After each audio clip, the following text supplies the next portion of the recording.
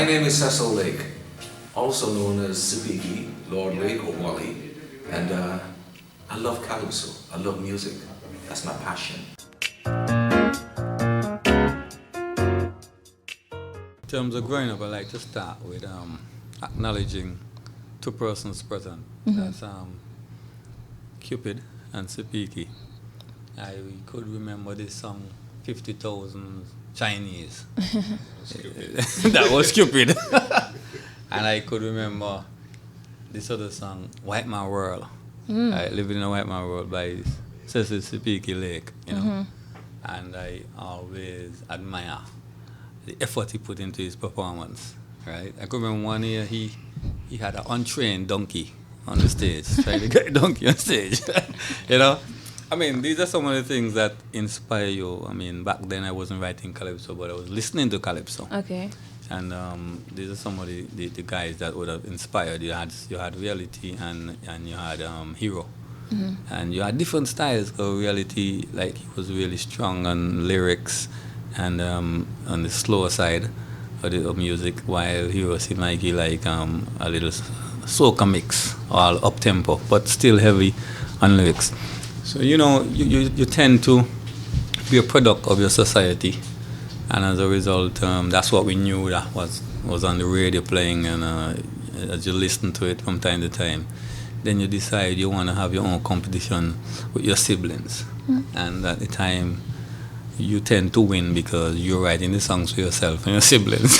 Therefore, you write the best song for yourself, right? So, but it was a way of encouraging others to get into it, and you start writing songs, and as you do it more and more, you kind of get better at it. And as you listen to other Calypsonians and other writers, you could see, you judge your own strength and weaknesses, and you have an idea where you can improve. I remember 1978, you know, I don't know what came over me.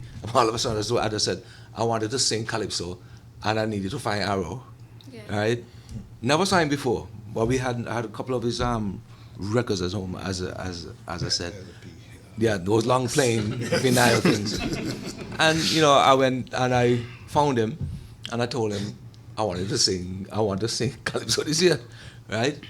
And he said, okay, do you have a song? And I said, no. And then he told me the first thing you got to do is have a song, right?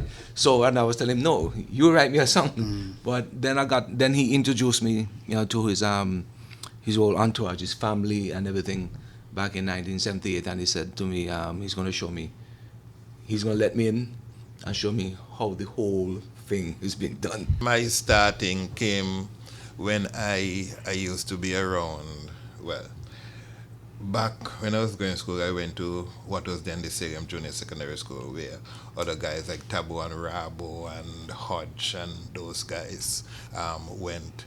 So they used to sing songs that Fisher sing, who is an older Calypsonian, and so. And we were just getting into music. We used to play guitar, tap the desk, and that sort of thing. And so I got into it until our music teacher, who was Leslie Thomas, late, he organized a Calypso competition among us, and from there on, I went into the Island Junior Calypso competition, and met other guys. What's his name? Anyway, I met Abonati and. I'm to help you out, Junior Calypso Commission 1976 Touchback. Abonati, Dubai, Right. Taboo, he is the historian. Noel Gray, Yes. Austin Hall, a whole cast. Yes. And then it was not stopping from there. I entered the senior Calypso competition, which still was a surprise to a lot of people, because people didn't expect me to continue with the Calypso thing. I remember when I went to register for my first Calypso competition, it was by a business place, Arrow's Man Shop in Plymouth, and a schoolmate of mine, Melissa Garrow, she was working there, working with, holiday job.